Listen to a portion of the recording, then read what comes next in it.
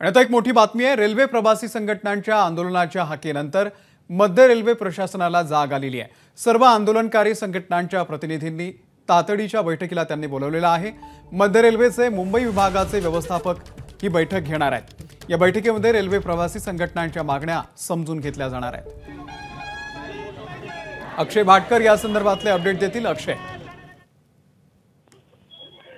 Railway प्रवासी संघटना ज्या आहेत त्या सगळ्यांना आता बोलवण्यात आलेलं आहे। मध्य रेल्वेचे DRM मुंबई विभागाचे व्यवस्थापक त्यांच्या अध्यक्षतेखाली एक बैठक आता होणार आहे आणि 11:30 वाजता त्या बैठकीचं आयोजन करण्यात आलेलं आहे। सुरुवातीला सगळ्या प्रवासी संघटनांनी असं एकमताने ठरवलं होतं की या बैठकीला हजर राहायचं नाही, मात्र आता सर्व प्रवासी संघटना हजर राहणार आहेत आणि या प्रवासी संघटनांचं असंच म्हणणं आहे की आमच्या 5 पैकी निदान एक जरी मागणी पूर्ण केली मध्य रेल्वेच्या DRM किंवा प्रशासनाने तरी देखील आम्ही त्यांचा सत्कार करू।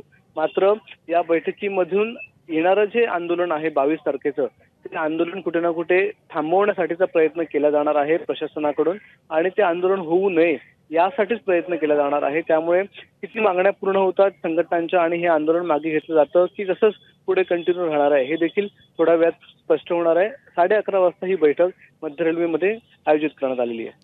अमोल, धन्यवाद अक्षय दिलेल्या या माहितीबद्दल। ABP माझा, उघडा डोळे बघा नीट।